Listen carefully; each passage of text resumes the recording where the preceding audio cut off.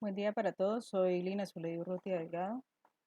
Eh, Hoy vamos a hacer un análisis sobre el texto denominado Hábitos de Estudio y su relación con el rendimiento académico de los estudiantes de segundo año de la Escuela Profesional de Medicina en la Universidad Nacional de San Marcos en Perú, desarrollado en 2020.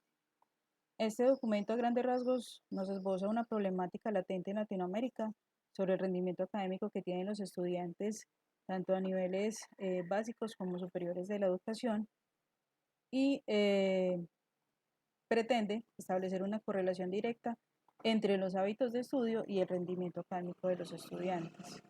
Partiendo de esta base, entonces, vamos a exponer en esta presentación dos cosas puntualmente.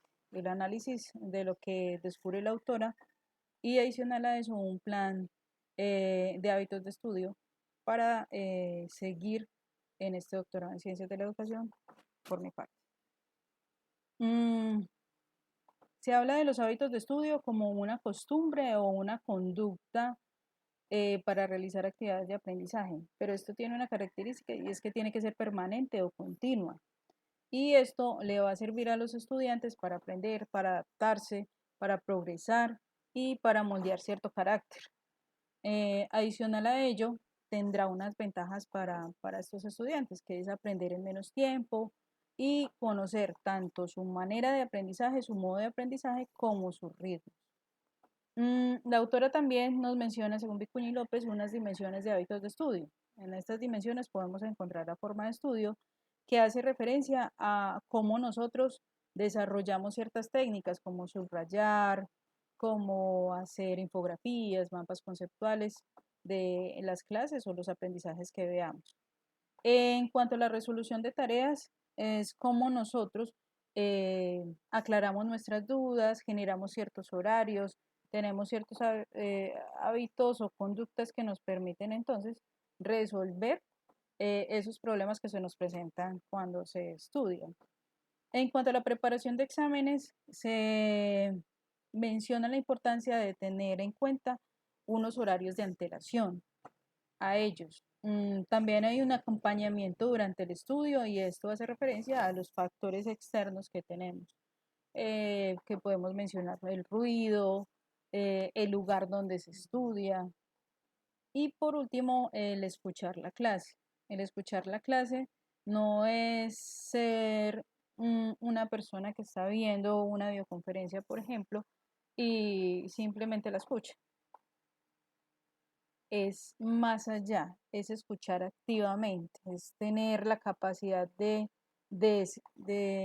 resolver las dudas mediante la participación, mediante el escuchar y comprender lo que nuestros compañeros dicen y adicional a eso lo que el docente está exponiendo.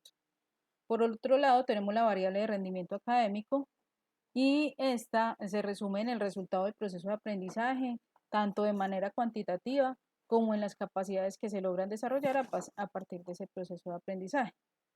Lo que encuentra la autora entonces, a partir de lo realizado con los estudiantes de medicina de esta universidad, es que se relacionan directamente los hábitos de estudio con el rendimiento académico.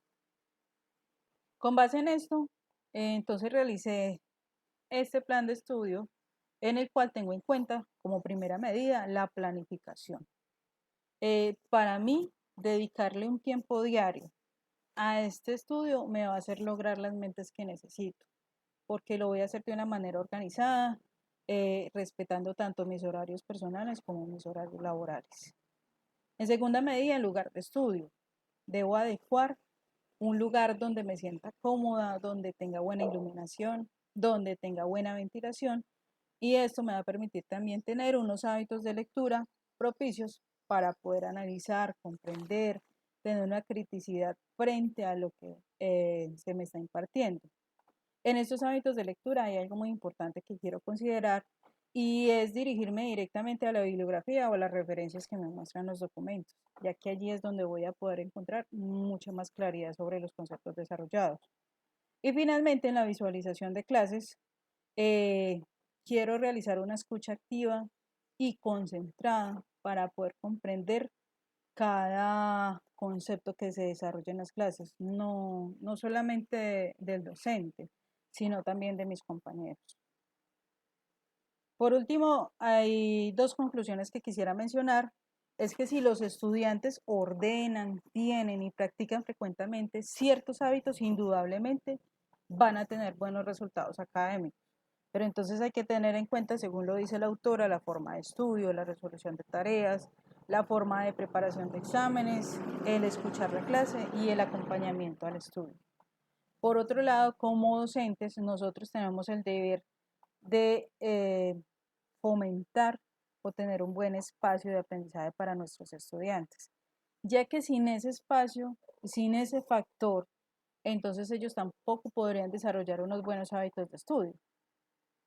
Debemos hacerles conocer a ellos cuáles son sus ritmos o ayudarles a conocer más bien cuáles son sus ritmos, cuáles son sus modos de aprendizaje y con ello propender unos aprendizajes significativos que se puedan desarrollar en el aula.